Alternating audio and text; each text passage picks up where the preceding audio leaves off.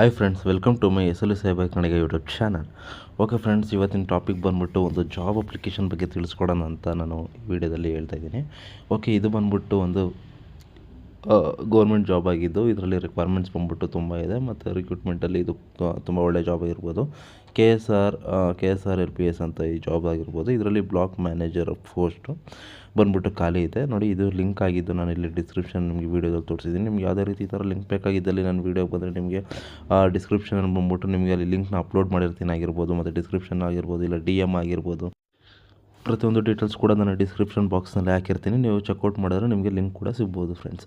Okay, ಪ್ರೆಸೆಂಟಾಗಿ ಈಗ KSRLPS ಬಂದ್ಬಿಟ್ಟು block manager ಹುದ್ದೆಗಾಗಿ ನೇಮಕಾತಿಗಾಗಿ ಬಿಟ್ಟಿದ್ದಾರೆ.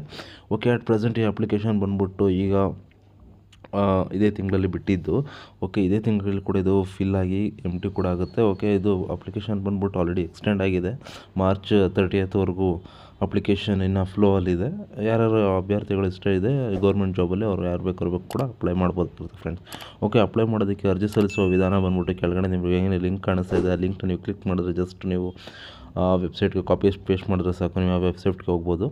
ಓಕೆ, ಅಟ್ ಪ್ರೆಸೆಂಟಲ್ಲಿ ಕೆಳಗಡೆ ಬಂದ್ಬಿಟ್ಟು ನನಗೆ ಆಲ್ರೆಡಿ ಲಿಂಕ್ನ ಅವ್ರು ಪ್ರೊವೈಡ್ ಮಾಡಿದ್ದಾರೆ. ಸೊ ಅದಕ್ಕೋಸ್ಕರ ನಾನು ಕಾಪಿ ಆ್ಯಂಡ್ ಪೇಸ್ಟ್ ಮಾಡಿ ಅಪ್ಲೈ ಮಾಡಿದ್ರೆ ಜಸ್ಟ್ ನನಗೆ ಅಪ್ಲಿಕೇಶನ್ಗೆ ಹೋಗ್ಬೋದಾಗಿರುತ್ತೆ. ಓಕೆ, ಈಗ ನೋಡಿ ನೆಕ್ಸ್ಟ್ ಅಪ್ಲಿಕೇಶನ್ಗೆ ಬಂದಿದ್ದೀನಿ. ಇದೇ ಅಪ್ಲಿಕೇಶನ್ ವೆಬ್ಸೈಟು ಈ ರೀತಿಯಾಗಿರುತ್ತೆ.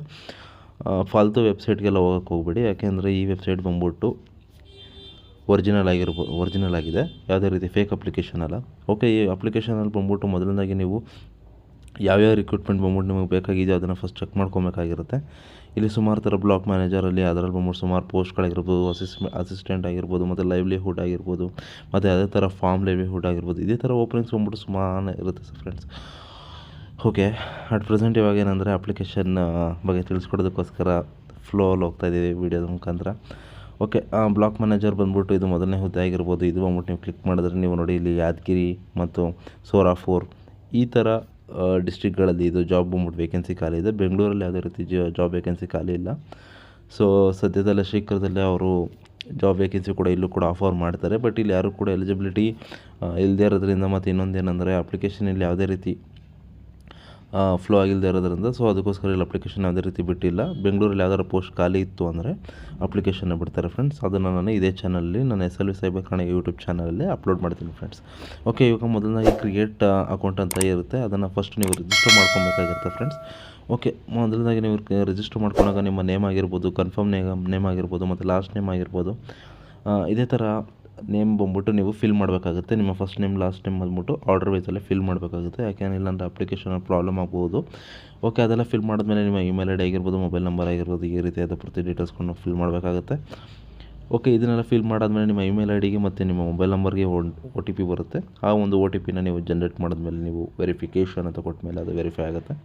ಓಕೆ, ಅವು OTP ಎಲ್ಲ ವೆರಿಫೈ ಆದಮೇಲೆ ನೆಕ್ಸ್ಟ್ ಬಂದ್ಬಿಟ್ಟು ನಿಮ್ಮ ಡಾಕ್ಯುಮೆಂಟ್ಸ್ ಏನೇನಿದೆ ಅದೆಲ್ಲ ಅಪ್ಲೋಡ್ ಮಾಡಾದಮೇಲೆ ಈ ರೀತಿಯಾಗಿ ವೆಲ್ಕಮ್ ಬ್ಯಾಕ್ ಅಂತ ಬರುತ್ತೆ. ವೆಲ್ಕಮ್ ಬ್ಯಾಕ್ ಅಂತ ಬಂದಮೇಲೆ ಏನಿಲ್ಲ, ಜಸ್ಟ್ ನಿಮ್ಮ ಇಮೇಲ್ ID ಮತ್ತು ನಿಮ್ಮ ಪಾಸ್ವರ್ಡ್ ನೀವೇನು ಸೆಟ್ ಮಾಡಿರ್ತೀರೋ ಅದು ಬಂದ್ಬಿಟ್ಟು ನೀವು ಅಲ್ಲಿ ಡೇಟಾ ಫಿಲ್ ಮಾಡಿದ್ರೆ ಜಸ್ಟ್ ಬಂದ್ಬಿಟ್ಟು ನೀವು ಲಾಗಿನ್ ಆಗ್ಬೋದು. ಈ ಅಪ್ಲಿಕೇಶನ್ಗೆ ಲಾಗಿನ್ ಆದಮೇಲೆ ನೆಕ್ಸ್ಟ್ ಬಂದ್ಬಿಟ್ಟು ನಿಮಗೆ ಯೂಸರ್ ಡೀಟೇಲ್ಸ್ ಎಲ್ಲ ಕೇಳುತ್ತೆ.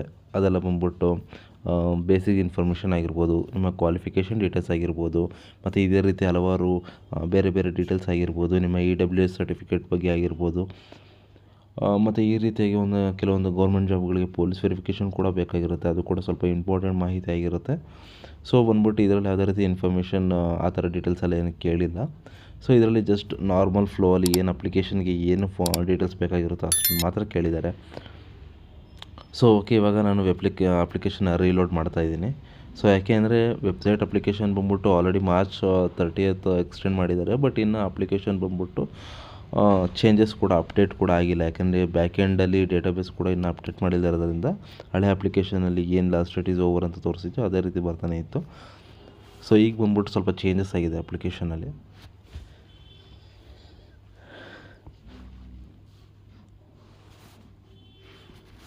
ಓಕೆ, ನಾನು ಅಪ್ಲಿಕೇಶನ್ ಇನ್ನೊಂದ್ಸರಿ ಬಂದ್ಬಿಟ್ಟು ಓಪನ್ ಮಾಡಿ ಟ್ರೈ ಮಾಡ್ತಾಯಿದ್ದೀನಿ. ಸೊ ಅಪ್ಲಿಕೇಶನ್ ಬಂದ್ಬಿಟ್ಟು ಈ ರೀತಿಯಾಗಿ ಬರ್ತಾಯಿದ್ದು, ಲಾಸ್ಟ್ ಡೇಟ್ ಈಸ್ ಓವರ್ ಅಂತ ಬರ್ತಾಯಿದೆ. ಬಟ್ ಇನ್ನೊಂದ್ಸರಿ ನಾವು ಅಪ್ಲಿಕೇಶನ್ ಯಾವ ರೀತಿಯಾಗಿ ರಿಜಿಸ್ಟರ್ ಮಾಡೋಕ್ಕೆ ಹೋಗಿದ್ವಿ, ಅದಾದಮೇಲೆ ಕೂಡ ಅಪ್ಲಿಕೇಶನ್ ಒಂದು ಓಪನ್ ಆಗಿದೆ.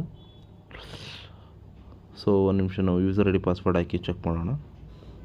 ಓಕೆ, ಲಾಗಿನ್ ಮಾಡಿದ್ದಾಗಿದೆ. ಆಲ್ರೆಡಿ ಡೀಟೇಲ್ಸ್ ಕೂಡ ಎಲ್ಲ ಫಿಲ್ ಆಗಿತ್ತು. ಓಕೆ, ಪೇಮೆಂಟ್ ಡೀಟೇಲ್ಸ್ ಕೂಡ ಫಿಲ್ ಮಾಡಿದ್ದೇವೆ. ಇದಾಗಿತ್ತು ಇವತ್ತಿನ ವೀಡಿಯೋ. ಆದಷ್ಟು ವೀಡಿಯೋನ ಲೈಕ್ ಮಾಡಿ, ಶೇರ್ ಮಾಡಿ, ಸಬ್ಸ್ಕ್ರೈಬ್ ಮಾಡಿ.